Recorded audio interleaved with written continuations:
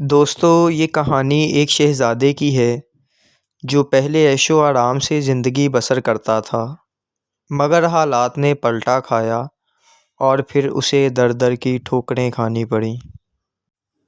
ماہ عالم ایک شہزادے کا نام تھا جو شاہ عالم بادشاہ دلی کے نواسوں میں سے تھا، اور غدر میں اس کی عمر صرف 11 برس کی تھی۔ شہزادہ ماہ عالم کے باپ مرزا نوروز حیدر دیگر خاندان شاہی کی طرح بہادر شاہ ظفر کی سرکار سے 100 روپے ماہوار تنخواہ پاتے تھے، مگر ان کی والدہ کے پاس قدیم زمانہ کا بہت سا اندوختہ تھا، اس لیے ان کو اس روپیہ کی چندہ پرواہ نہیں تھی، اور وہ بڑی بڑی تنخواہوں کے شہزادوں کی طرح گزر اوقات کرتے تھے۔ جب غدر پڑا تو ماہ عالم کی والدہ بیمار تھیں۔ علاج ہو رہا تھا مگر مرض برابر ترقی کرتا جاتا تھا، یہاں تک کہ عین اس روز جب کہ بہادر شاہ قلعے سے نکلے اور شہر کی تمام رعایا پریشان ہو کر چاروں طرف بھاگنے لگی، ماہ عالم کی والدہ کا انتقال ہو گیا۔ ایسی گھبراہٹ کے موقع پر سب کو اپنی جان کے لالے پڑے ہوئے تھے۔ اس موت نے عجیب ہراس پیدا کر دیا۔ اس وقت نہ کفن کا سامان ممکن تھا، نہ دفن کا، نہ غسل دینے والی عورت میسر آ سکتی تھی، نہ کوئی مردے کے پاس بیٹھنے والا تھا۔ شہزادوں میں رسم ہو گئی تھی کہ وہ مردوں کے پاس نہ جاتے، سب کام پیشہ وروں سے لیا جاتا تھا جو اس وقت کے لیے ہمیشہ تیار رہتے تھے۔ غدر کی عالمگیر مصیبت کے سبب کوئی آدمی ایسا نہ ملا جو تجہیز و تکفین انجام کو پہنچاتا۔ گھر میں 2 لونڈیاں تھیں لیکن وہ بھی مردے کو نہلانا نہ جانتی تھیں۔ خود مرزا نوروز حیدر اگرچہ پڑھے لکھے شخص تھے، مگر چونکہ ان کو ایسا کام پیش نہ آیا تھا، اس لیے اسلامی طریق پر غسل و کفن سے واقفیت نہ رکھتے تھے۔ القصہ ان لوگوں کو اسی حیرانی و پریشانی میں کئی گھنٹے گزر گئے۔ اتنے میں سنا کہ ایک انگریزی لشکر شہر میں گھس آیا ہے اور اب عنقریب قلعہ میں آیا چاہتا ہے۔ اس خبر سے مرزا کے رہے سہے اوسان اور بھی جاتے رہے، اور جلدی سے لاش کو چارپائی پر ہی کپڑے اتار کر نہلانا شروع کیا۔ نہلایا کیا، بس پانی کے لوٹے بھر بھر کر اوپر ڈال دیے۔ کفن کہاں سے ملتا، شہر تو بند تھا۔ پلنگ پر بچھانے کی 2 اجلی چادریں لیں اور ان میں لاش کو لپیٹ دیا۔ اب یہ فکر ہوئی کہ دفن کہاں کریں، باہر لے جانے کا تو موقع نہیں۔ اسی سوچ میں تھے کہ گوروں اور سکھوں کی فوج کے چند سپاہی گھر میں آ گئے، اور آتے ہی مرزا اور ان کے لڑکے ماہ عالم کو گرفتار کر لیا۔ اس کے بعد گھر کا سامان لوٹنے لگے، صندوق توڑ ڈالے، الماریوں کے کواڑ کھیر دیے، کتابوں کو آگ لگا دی۔ دونوں لونڈیاں غسل خانے میں جا چھپی تھیں۔ ایک سپاہی کی ان پر نگاہ پڑ گئی، اس نے دیکھتے ہی اندر گھس کر سر کے بال پکڑے اور بیچاریوں کو گھسیٹتا ہوا باہر لے آیا۔ اگرچہ ان فوجیوں کو لاش کا حال معلوم ہو گیا تھا، مگر انہوں نے اس کی مطلق پرواہ نہ کی اور برابر لوٹ مار کرتے رہے۔ آخر قیمتی سامان کی گٹھریاں لونڈیوں اور خود مرزا نوروز حیدر اور ان کے لڑکے ماہ عالم کے سر پر رکھیں اور بکریوں کی طرح ہانکتے ہوئے گھر سے باہر چلے۔ اس وقت مرزا نے اپنے لٹے ہوئے گھر کو آخری حسرت بری نگاہوں سے دیکھا اور اپنی بیوی کی بے گورو کفن لاش کو اکیلا چارپائی پر چھوڑ کر سپاہیوں کے ساتھ کوچ کیا۔ لونڈیوں کو تو بوجھ اٹھانے اور چلنے پھرنے کی عادت تھی۔ مرزا نوروز حیدر بھی قوی اور توانا تھے، بوجھ سر پر اٹھائے بے تکان چل رہے تھے، مگر غریب ماہ عالم کی بری حالت تھی۔ اول تو اس کے سر پر بوجھ اس کی عمر اور اس کی بساط سے زیادہ تھا، اس کے علاوہ یہ شہزادہ قدرتی طور پر نہایت نازک اور کمزور واقع ہوا تھا۔ اس پر سونے پہ سہاگا یہ ہوا کہ ماں کے مرنے کا غم تھا۔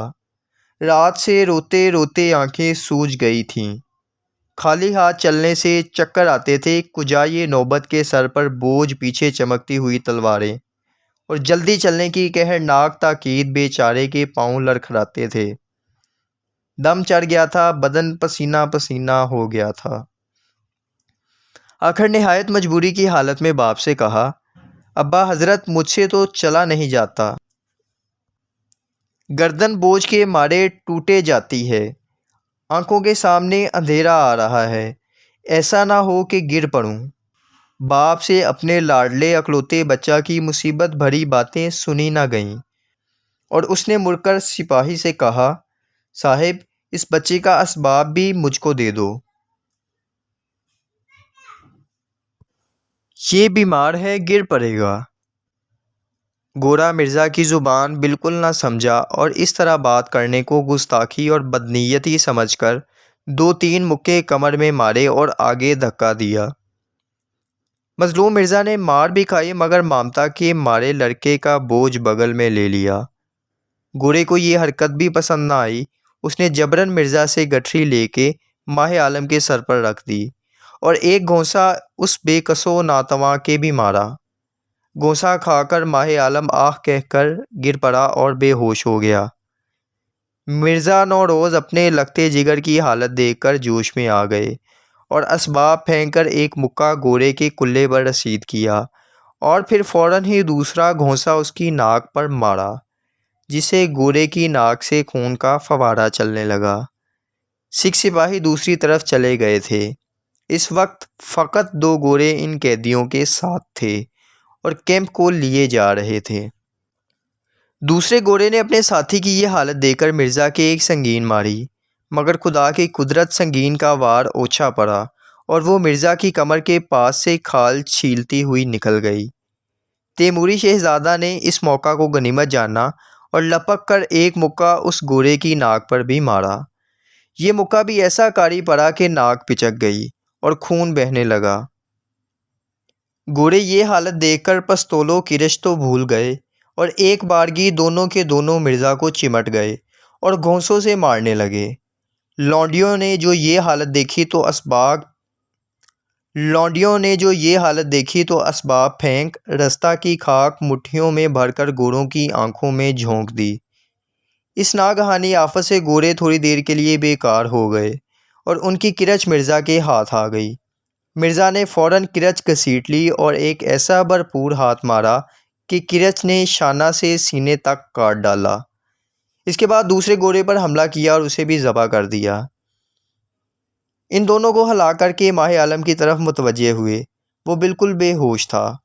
باپ کے گود میں لیتے ہی آنکھیں کھول دیں اور باہیں گلے میں ڈال کر رونے لگا۔ مرزا اسی حالت میں تھے کہ پیچھے سے 10-12 گورے اور سکھ سپاہی آ گئے اور انہوں نے اپنے 2 ساتھیوں کو خون میں نہایا دیکھ کر مرزا کو گھیر لیا اور لڑکے سے جدا کر کے حال پوچھا۔ مرزا نے سارا واقعہ سچ سچ کہہ دیا۔ سنتے ہی گوروں کی حالت غصے سے غیر ہو گئی۔ انہوں نے پستول کے 6 پھیر یکدم کر دیے، جن سے زخمی ہو کر مرزا گر پڑے اور آنن فانن میں تڑپ کر مر گئے۔ مرزا نوروز کی لاش کو وہیں چھوڑ دیا گیا اور ماہ عالم کو لونڈیوں سمیت پہاڑی کے کیمپ میں لے گئے۔ جب دہلی کی فتح سے اطمینان ہو گیا تو لونڈیاں 2 مسلمان پنجابی افسروں کو دے دی گئیں اور ماہ عالم ایک انگریز افسر کی خدمت پر مامور ہوئے۔ جب تک یہ انگریز دہلی میں رہے ماہ عالم کو زیادہ تکلیف نہ تھی، کیونکہ صاحب کے پاس کئی خانسامہ اور نوکر چاکر تھے، اس واسطے زیادہ کام کاج نہ کرنا پڑتا تھا۔ لیکن چند روز کے بعد یہ صاحب رخصت لے کر ولایت چلے گئے اور ماہ عالم کو ایک دوسرے افسر کے حوالے کر گئے جو میرٹھ چھاؤنی میں تھے۔ ان افسر کا مزاج تند تھا، بات بات پر ٹھوکریں مارتے تھے۔ ماہ عالم اس مار دھاڑ کو برداشت نہ کر سکے اور ایک دن بھاگنے کا ارادہ کیا۔ چنانچہ پچھلی رات کو وہ گھر سے نکلے، پہرے دار نے ٹوکا تو کہہ دیا، فلاں صاحب کا نوکر ہوں اور ان کے کام کو فلاں گاؤں میں جاتا ہوں تاکہ سویرے ہی پہنچ جاؤں۔ اس حیلہ سے جان بچائی اور جنگل کا راستہ لیا۔ چھوٹی عمر، راستہ سے بے خبر، پکڑے جانے کا خوف، عجب مایوسی کا عالم تھا۔ آخر بہزار وقت صبح ہوتے ہوتے میرٹھ سے 3-4 کوس کے فاصلہ پر پہنچ گئے۔ سامنے گاؤں تھا، وہاں جا کر ایک مسجد میں ٹھہر گئے۔ ملا صاحب نے سوالات شروع کیے، تو کون ہے، کہاں سے آیا ہے، کہاں جائے گا؟ ماہ عالم نے ان کو بھی باتوں میں ٹالا۔ یہاں ایک فقیر بھی ٹھہرے ہوئے تھے، انہوں نے ماہ عالم کی شریفانہ صورت دیکھی تو محبت سے پاس بلایا اور رات کی بچی ہوئی روٹی سامنے رکھی۔ ماہ عالم نے شاہ صاحب کو ہمدرد پا کر اپنی مصیبت کی داستان اول سے آخر تک سنائی۔ شاہ صاحب یہ کیفیت سن کر رونے لگے اور ماہ عالم کو سینہ سے لگا کر بہت پیار کیا اور تسلی کی باتیں کرنے لگے۔ اس کے بعد کہا اب تم فکر نہ کرو، میرے ساتھ رہو، خدا حافظ و ناصر ہے۔ چنانچہ انہوں نے ایک رنگین کرتا انہیں پہنا دیا اور ساتھ لے کر چل کھڑے ہوئے۔ 2-4 روز تو یہ حالت رہی کہ جہاں ماہ عالم نے کہا حضرت اب تو میں تھک گیا تو کسی گاؤں میں ٹھہر جاتے، لیکن پھر ان کو بھی چلنے کی عادت ہو گئی اور پوری منزل چلنے لگے۔ مہینہ بھر میں اجمیر شریف پہنچے۔ یہاں ان صاحب کے پیر جو بغداد کے رہنے والے تھے ملے۔ ان پیر صاحب کو بھی جب ماہ عالم کا حال معلوم ہوا تو وہ بھی مہربانی سے پیش آئے اور ان دونوں کو ساتھ لے کر بمبئی چلے گئے۔ بمبئی کے قریب باندرہ میں شاہ صاحب رہتے تھے، وہیں ان کو بھی رکھا اور کئی برس یہاں رہ کر ماہ عالم نے قرآن شریف اور مسئلہ مسائل کی کتابیں پڑھیں اور نماز روزے سے خوب واقف ہو گئے۔